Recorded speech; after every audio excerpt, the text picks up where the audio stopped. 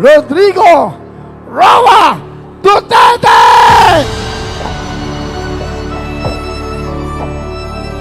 Lights, please, lights.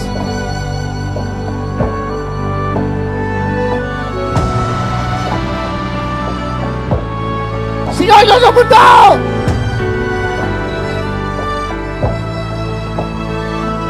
Ang nagmalasakit, nagmahal.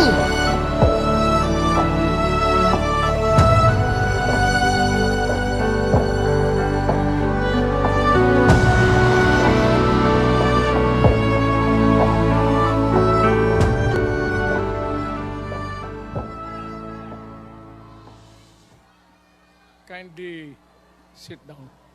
Relax lang po kayo. Medyo paus ang boses ko. At pasensyahan ninyo ako. Maraming nasa utak ko. Papunta ako dito kung anong sasabihin ko. Puno kanina ang kaalaman ko.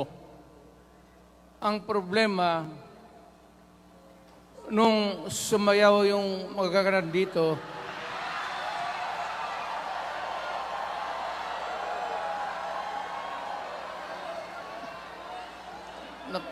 nakalimutan ko.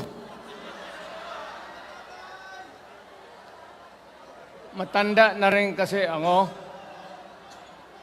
Ano ito? Meeting de Avance?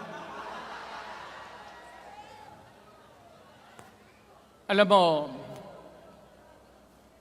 nung unang panahon,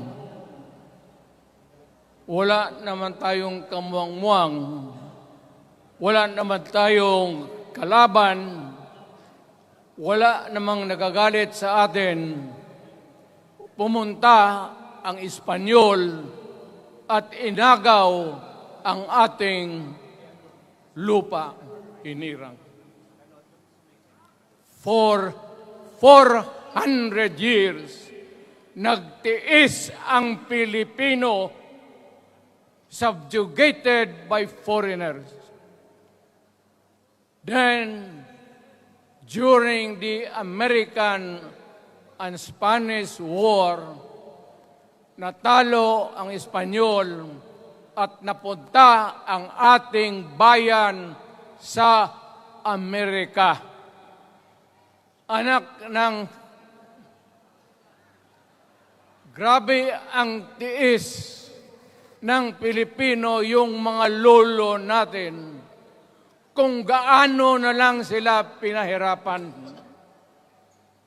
Alam mo noon, kung hindi ka magsimba, ay may mga pare nandyan, they know the history of Christianity. Alam mo noon, kung hindi ka magsimba, 10 palo sa katawan mo. You doubt my... Ayan si Father Ibasco, Chief of Staff ko sa City Hall. Siya yung NPA leader doon sa Libungan. May plenum ang komunista. Itong mga sundalo natin, nandito sa harap ko, nahuli yan si Ibasco.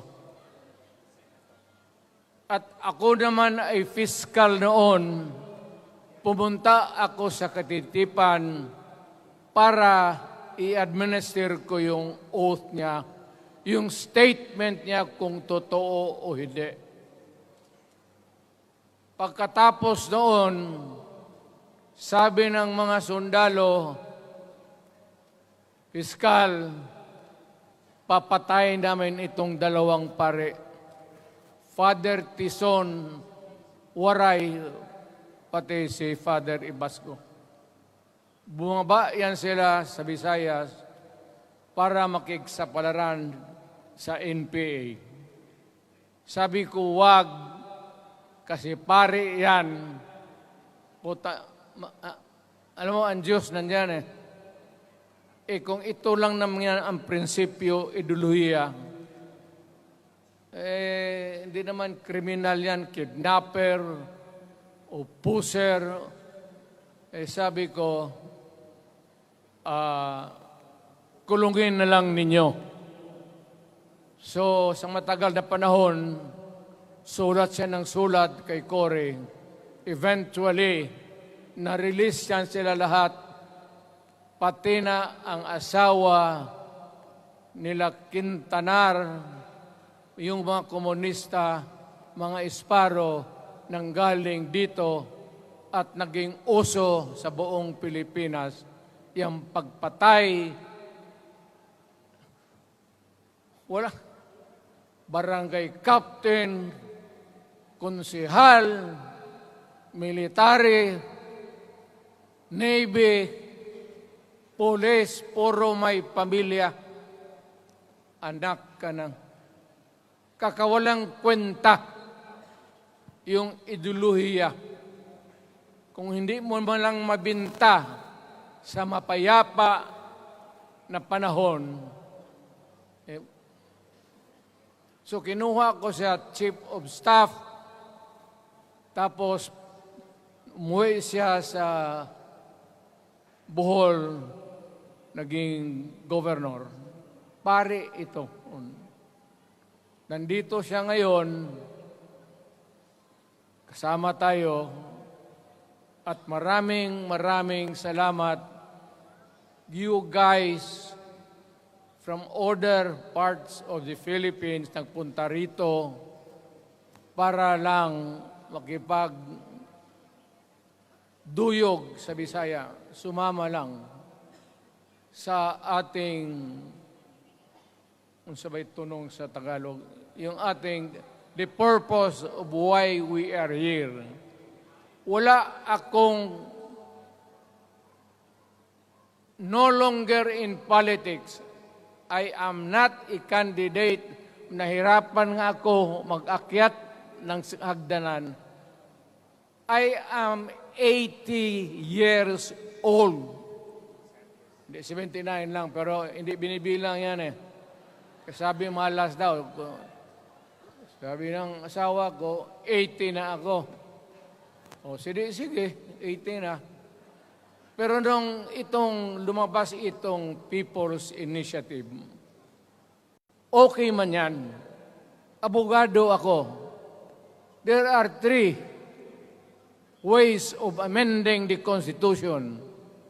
Mag-constitutional convention, mag-election tayo sa political districts ng representante para sa assembly to convene there and propose changing or modification of our Constitution. Itong People's Initiative, pati itong Congress, they would convert the Congress into a constituent body and propose the Constitution. Alin man dyan sa lahat, it will be submitted to the people for ratification. Ang problema dito, ako, Mr. President, Ma'am Lisa Araneta Marcos, hindi ninyo ako kalaban. Wala akong sinasabi ng masama. Hindi lang ako makakampanya noon. Alam mo, iniiwasan ko ito. Itong panahon na ito talaga ang iniwasan ko kasi mapipilitan ako ngayon magsalita laban ng mga tao sa gobyerno. Alam mo, Mr. President, hindi ako maghingi ng tawad. Kagawan mo yan eh. It is your responsibilities sa sarili mo. What you do in this world binds you. Iyo yan. Huwag mong sisihin ang ibang tao kasi sarili mong utak at katawan yan. Nung ako'y mayor pinakitaan ako ng evidence ng PDEA.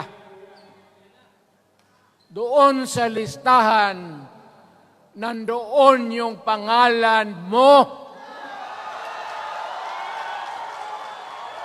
Ayaw kong sabihin yan kasi magkaibigan tayo. Kung hindi magkaibigan, magkakilala. Ikaw pumapasok kayo ng alanganin. Mr. President, baka susunod ka sa dinaanan ng tatay mo. Diyan ako takot. Ayaw ko mangyari sa iyo yan. Pabor lang, ako namang nagmamakaawa kasi it will divide the nation at madugo itong panahon na ito. Alam mo, Mr. President, sabihin ko maya sa tao kung ano ka. Noong unang panahon, hindi tayo puro Bisaya, nagkita-kita doon sa Luzon. There was a community of Filipinos.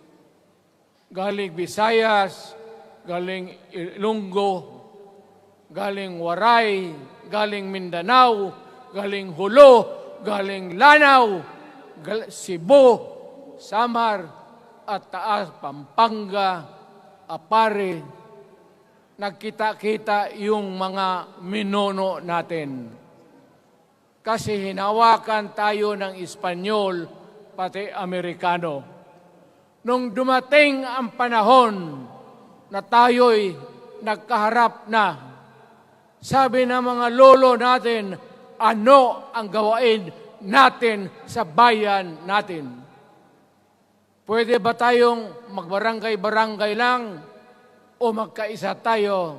Di na bale, iba-iba ang salita natin. It was agreed by the Filipinos then of all walks of life, Ma-Ilocano, Ma-Cebuano, mga taga Mindanao, they agreed to form a constitution. Alam mo, yung constitution parang bahayan sa tao. May poste. Sabi natin, maggawa tayo ng magandang opisina where we can meet and talk about the destiny of this country. Doon, they agreed na may malaking bahay, may poste, mga malaking poste, at may mga muebles at kwarto, living rooms and all. Ang usapan na from time to time, lumalaki na ang bayan at magdagdag tayo ng mga opisina sa mga opisyal. Maganda yun. Bahay yun. Mga sahig, nandyan lahat. Lamesa, desks, chairs, and everything. Wala tayong pinag-usapan na sirain yung bahay na yun. It was intended for posterity at inabot sa atin yung konstitusyon na yan. Although it was amended and modified, but it is still the fundamental law since 1935 hanggang ngayon. At what keeps in Ilocano, Bisaya, Waray, Moro, bakit tayo nagkaisa? Magkaiba ang salita natin, ang pagkain, iba. Ugali, iba. Bakit tayo andito ngayon? Dahil sa isang bahay. Yung bahay na yan, yung papel, the Constitution. Ngayon, ang Constitution is supposed to be a permanent thing. Ang batas na binigay ng Constitution sa Congress, sa lawmakers, they can make laws every day, modify, change it if they want, every week. Okay lang yan. Huwag ninyong pakialaman ang Constitution kasi yun ang bahay opisyal ng Pilipino. Anak ka ng, bakit pumasok sa utak ninyo yung People's Initiative? Anong nakain ninyo? There's nothing wrong with the Constitution right now.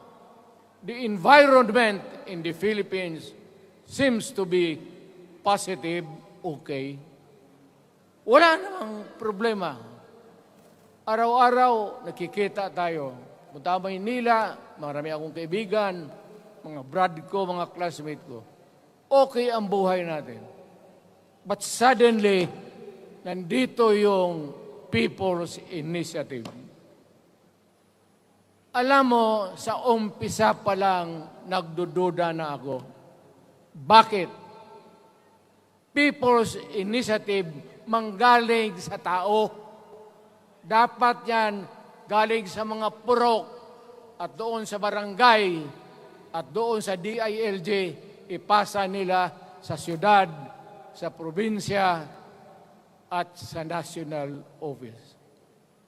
Dito mga congressman,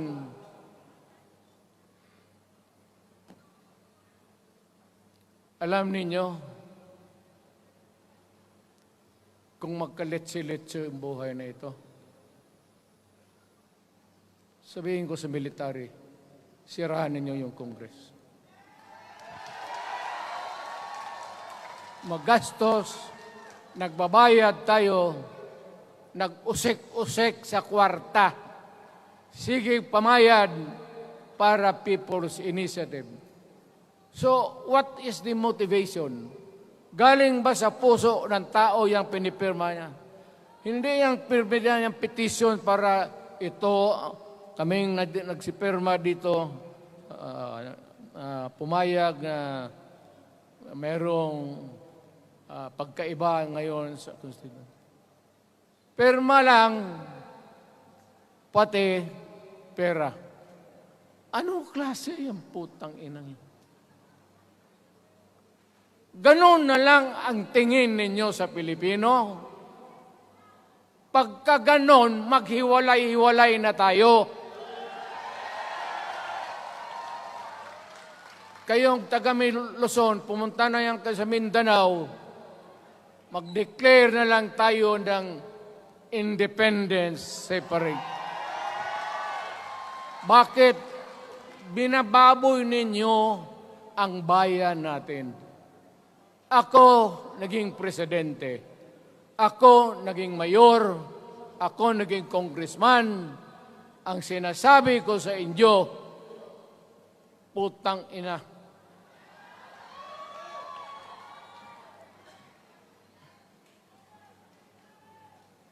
Malinis to. Baka ihi mo ito ha.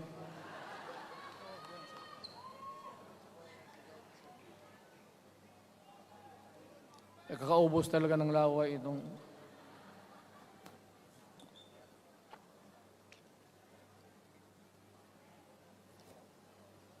What do you expect? The national government, particularly ang Malacanang, anong gusto ninyong response? Niwala kayong mga seminar na ganon. You never educated the Filipino people. You want the Filipino to remain ignorant para you can do what you want with the country. Yan ang totoo. Kasi ginagago ninyo para walang alam ang taong bayan. Well, kaming nakapag-aral, at may alam kundi hindi katanggap-tanggap yung ginagawa ninyo. Sa umpisa pa lang, binibili na ninyo yung signature ng Pilipino. Yun ba ang People's Initiative? You know, national, provincial, city, munisipyo, then the barangay. Yan ang echelons ng power sa gobyerno. Hindi naman ninyo gigamit ang barangay at binigyan mo ng 20 milyones isa't isa sa kanilang mga congressman.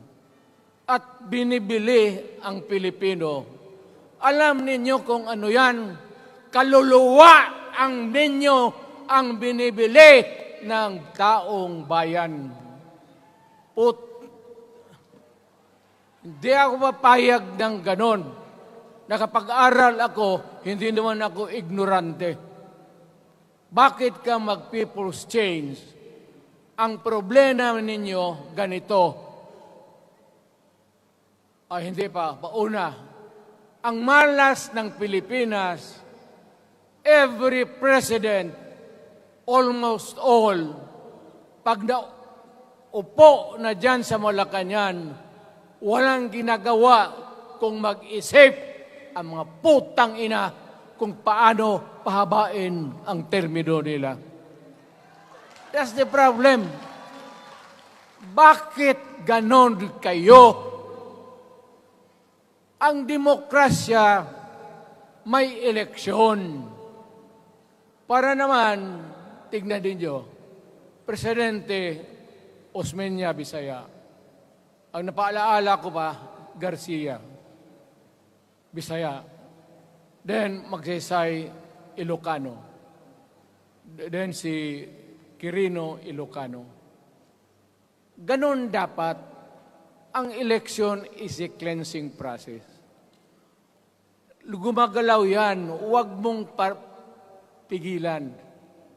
Ngayon, kung ikaw nandyan, naupo ka, you stop the process of governance, hintuin mo, kasi pahabain mo ang termino, gusto mo. Sabi ko nga sa iyo, Mr. President, kaibigan kita, Bingbong. Pag pinilit mo ito, lalabas ka ng Malacanang kagaya noong panahon na pinalayas kayo.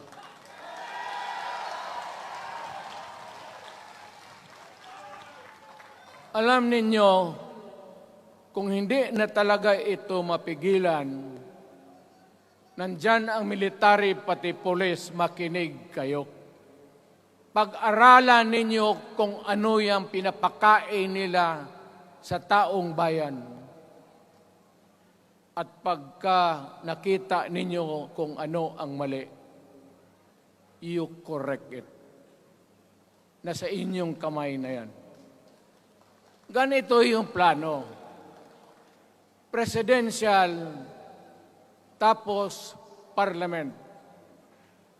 Ang presidential, lahat kayo, ako, ikaw, lahat, hanggang doon, nagboboto, direct vote to elect a president. Itong parliament, prime minister lang ang magboto, yung mga assembly who are the congressmen now. Putang ina ninyo, wala akong tiwala sa inyo. Wala kayong prinsipyo, bukang pera kayo lahat. Yan ang totoo. Kaya gusto ko, pag nagka-letse-letse nga, pumasok ang military, palitan ninyo lahat. Arestuhin ninyo kasi nagsasayang ng pera at yung ginagastos nila is a fraud, swindling ang ginawa nila. You must account for the wasted money, for the money that you bought the signature of a Filipino. Bribery.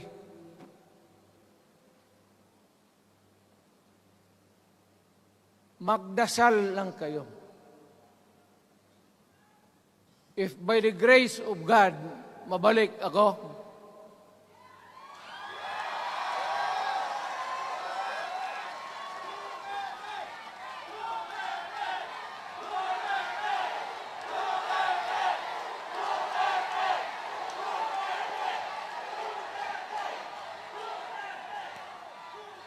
milagro lang naman yan, hindi ba yan totoo? Utang ina ko mabalik ako, arestuhin ko kayo lahat for the swindling of the Filipino people. You committed fraud. Pinagsayangan ninyo ang pera namin.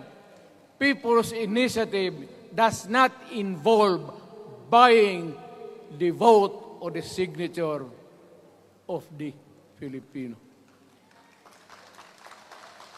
Talagang mga wala kayong prinsipyo, mga putang ina ninyo. Yun naman, baski ano ka, diyan katagal ako, yan o. Yung sa likod ko, umupo ako diyan. Vice Mayor ako. Diyan, Mayor ako, pinakamatagal.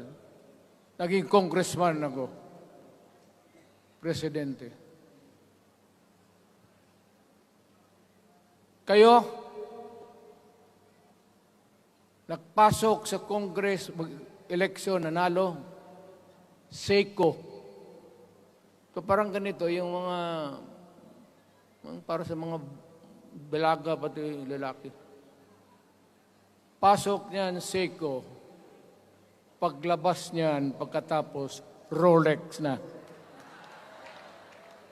Pumunta ng Malacanang, nakatamaraw, paglabas niyan, ng Mercedes-Benz.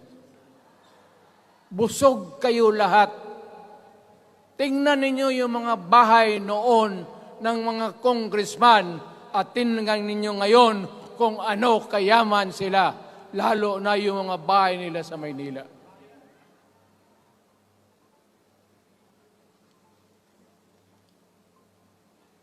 Wala kayong masabi sa akin. Alam mo bakit diretsahan ako magsalita? Ninipahat, wala ako. Paglabas ko sa Malacanang, lipad ako dito. Pumunta ako sa bahay ko para mag-retire. Ayaw ko sanang bumalik. Ayaw ko na. Matanda na ako. Putang ina, napapandol lang ako dyan eh. Kaya lang, marami akong magandang naisip kanina papunta dito. Kaya yung sumasayaw lang kasi yung mga ale. Nabakante tuloy, nakalimutan ko kung ano ko nang tangina. Huwag kayong magpaloko. Alam mo, Parliament, ang ambisyon niyan, karamihan, galing kay Lisa Marcos pati kay Romualdez. Bongbong bangag yan.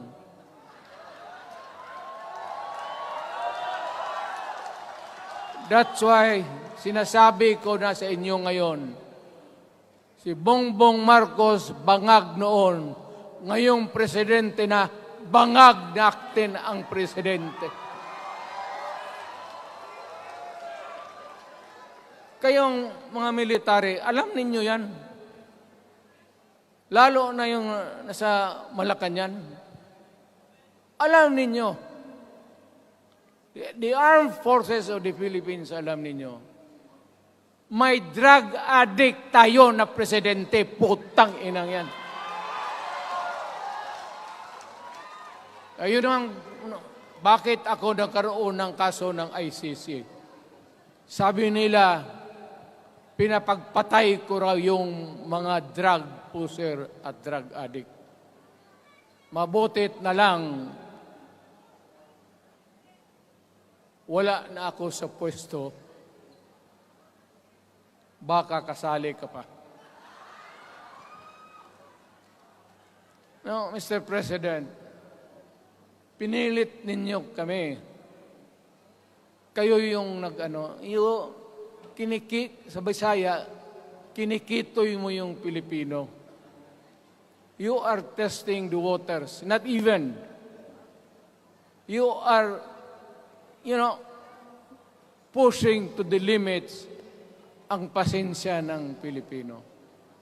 Wag na wag mong gawin yan. Wag mong gawin yan, wag mong ituluyan kaya magkagulo. Pag hindi namin napilitan kayo sa mga rallies, sa aming mga boses, ang sentimento namin, ako'y sinasabi ko sa military, nag-hemorrhage ang bayan, gastos dito ng gastos doon. Tapos kung mag-speech, ang pinag-usapan ang putang inang pobreng Pilipino. Gastos dito, gastos doon. Mga military, maawa kayo sa bayan. Pag hindi namin kaya, gawin na ninyo. Gawin ninyo, kawawa ang Pilipinas. Alam mo, Presidente, tapos mag-parliament, tumatakbo ng assemblyman o congressman niya si Sandro, tapos ipasok nila sa assembly, gawain nilang prime minister. Yan nga ang sakit ng Pilipino. You want to perpetuate yourself in power at the expense ng buhay ng bayan. Mabuti sana kung bright kayo. Kung drug addict ka lang naman at may asawa kang hungry for power, tapos may isa itong taga Leyte, gusto siyang mag-prime minister at gawin niya itong bongbong, diyan ka lang, ako ang bahala. Ceremonial president ka na lang. Ako na ang magpatakbo ng bayan sa parliament. Yan ang plano nila. Yan ang hindi talaga matanggap natin. Kalukuhan niyang putang ina. Huwag kayong, alam mo, bakit ako makipag-away ng presidente? Marami siyang sundalo. Kaya natin, kayong pumalag, pero there is always a time for everything. May panahon na ikaw ay sikat. Sa ayaw mo at sa hindi, may panahon ka talagang bababa dyan sa Malacanang. Gaano katagal ka man to hang on to the power, that is for God to decide for the nation. Kami, patayin ninyo, wala na akong silbi. Tapos na ako, naging presidente na ako. Nakatikim na ako ng pag-upo ng silya dyan sa Malacanang. Ganoon na lang ang ang alaga ko sa bayan. Alam mo ba, tanungin mo yung lahat ng senador, magbisita sila, isang kanin, isang pork chop o isda, sabaw. Noong panahon ko, sabi ko, yan lang ang mapakain ko sa inyo. Walang steak kasi mahal yan. Hindi natin pera itong kinakain natin. Yan ang totoo. Magtanong kayo ng taga-Malacan dyan. Hindi ako nagpabibida. Sinabi ko lang, huwag ninyong kalimutan, Mr. President, ang delikadesa. Mahirap yan. Magkaroon tayo ng... Ngayon, wala naman, yun naman lang ang dapat lang pagkwentuhan natin. Huwag kayong pumayag dyan. Binabastos kayo. Alam bakit? Bakit nadalhin tayo sa parliament? Anak ka na. So pag doon, kontrolado na nila, pati yung anak na assured na maging... Yan nga ang mahirap eh. Lahat na maging presidente, ang pamilya nila, walang inisip kung hindi paano titira dyan hanggang sa matapos ang panahon. May I remind you, itong election, papalit-palit ito. Para sa lahat, mayroong Ilocano, may Bicolano, may Bisaya. Hindi mo pwedeng suluhin yan. The election is a cleansing process. It does not,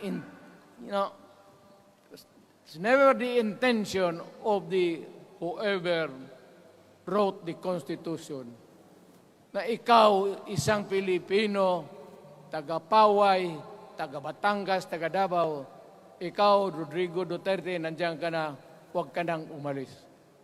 It was not the intention of the lawmakers. Demokrasya tayo, Mr. President. Huwag mong kalimutan na isang term ka lang pagkatapos bababa ka na.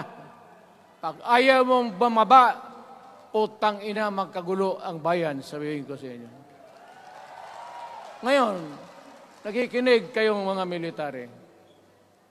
Gusto niyong iwasan ang dugo? Kayo lang ang makapigil nito. Putang ina, pigilan mo yung kalukuhan na yan. Pagka hindi itong rally na ito, it will multiply all over the Philippines and there will be trouble. Ako ang nauna kasi galit ako. Dumaan ako ng presidente.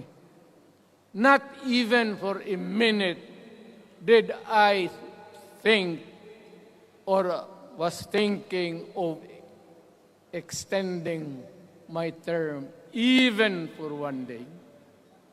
Nung natapos ako sa araw na yon, bumaba ako, sumakay ako, lumipad ako dito sa Davao.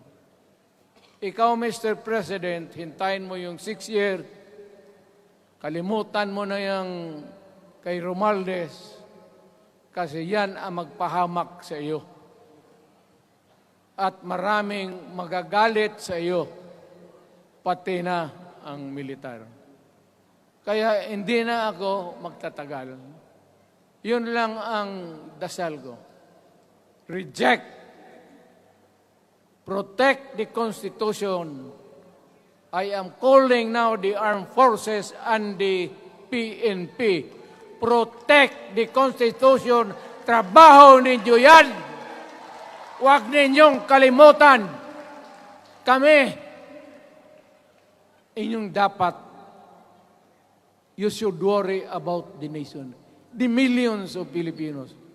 Huwag kayong mag-isip lang ng isang pamilya. Putang ina. Ilagay ninyo sa utak ninyo yan. Bahala kayo. Balang araw, magsisihan. Pero kasi umuulan naman, hindi ulan. Hindi, shower lang yan doon sa Malacanang, ginagawa nila, pasirit doon.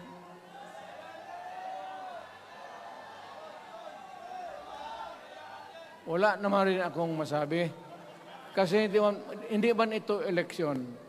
Nakafocus lang ako sa People's Initiative and the way that they are handling the process of the People's Initiative.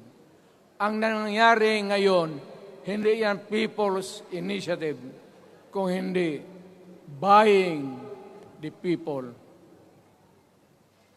for their signatures. Pag-umpisa pa lang, bayaran na. At maniwala ka ng konstitusyon, lalabas yan maganda. Kung pira-pirahin lang tayo. Balang araw, wala na ako sa buhay. Maybe 10 years, 5 years from now. You might want to change some provision. Yung sabi nila, the usual excuse is economic provisions lang ang aming pakialaman. Putang ina, huwag kayong maniwala dyan sa mga yawa na yan. Puro kasi sinungaling ang mga ulol Alam mo, pag nagtawag ka ng Constitutional Convention through People's Initiative or when you open the Constitution, hindi mo pwedeng limitahan ang powers na yan. It's unlimited. Kung ano ang gawain nila at kung ano ang utos ng may pera, kung bayaran sila, ipagbili talaga tayo. Ipauhanin na lang ako, naghangi ako ng may mga congressman dito. Ito yung matitino. Nandito si Congressman Alvarez. Pumunta talaga siya. Hindi mo kasi niya ako hinayaya. Kapupunta sana ako ng Tagum. Para lang ako galit talaga. Bakit po putang ina? Siga. Bakit? Bisaya pa makumutan ko na imong naong. Magharap ka sa akin, ganoon ko yung mukha mo. Bakit? Bakit bigyan mong problema ang Pilipino? Ano ang kasalanan ng Pilipino at gumagastos kayo, binibili milyon ng milyon, kayong mga congressman, putang ina, istapa yan. Swindling yan. Kaya sabi ko, by a stroke of faith, nabalik ako dyan sa Malacanang. Kayong lahat, kagaya ng Marcelo, ng tatay mo, Bongbong, kayong lahat, congressman, nandoon kayo sa Krami. Ipasok kayo ng 2 taon para leksyon ninyo. Hindi ka maleksyon ng kalukuhan ninyo. Wala. Hindi pa nga naayos ang kati. Ano bang, what's wrong with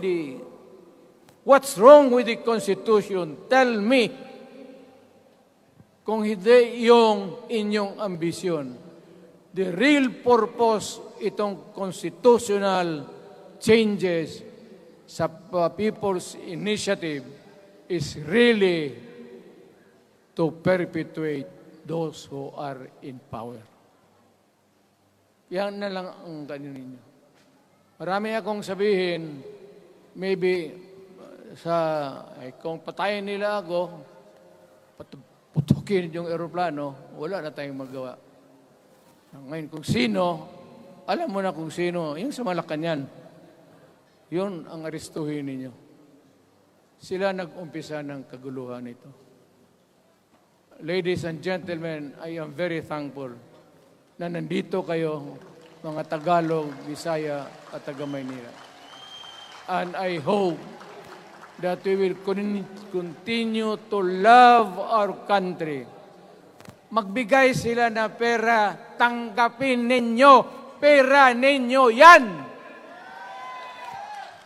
Hindi ba ninyo na sa isip ninyo? Bigyan kayo ng 1,000, 100, tanggapin mo, pera ninyo yan. Pati yung sa bulsa nila, kinakain nila, at pinagbili ng bahay kung saan-saan, pera ninyo. So, make sure na bago kayo lumabas lang naman sa mundong ito, may panahon lahat, mamatay tayo. Mag-iwan kayo ng isang prinsipyo. Sabi ninyo sa mga anak ninyo, tinanggap ko yung pera kasi pera natin ito, ibili natin pagkain. Pero yung prinsipyo natin, huwag natin ipagbili. Yan ang iiwan mo sa mundong ito para sa mga anak ninyo. At yan ang dadalhin mo sa langit. Pagka sinabi ni San Pedro, anong nagawa mo? May ginawa ako para sa bayan. Tapos magsabi San Pedro, ano pa? Yung mga ibang bagay na ginawa mo, mga kasalanan, mga kabit, ganon. Sabihin mo kay San Pedro, nandito ako sa langit para makipag-isa sa Diyos. Pag hindi ka tumahimik, yung manok mo, hawakan ko, ilambos ko yan sa ulo mo. Putang ina ka. buksan mo yung puwertahan at papasok tayo, magkita-kita tayo sa langit. Lahat kayong hindi nabili, sigurado ako, langit kayo. Kaya basing anong kasalanan ninyo, okay na yan. May guarantee na kayo yung passes. Mahalaga yan as a matter of principle. Prinsipyo sa tao. Maraming salamat po.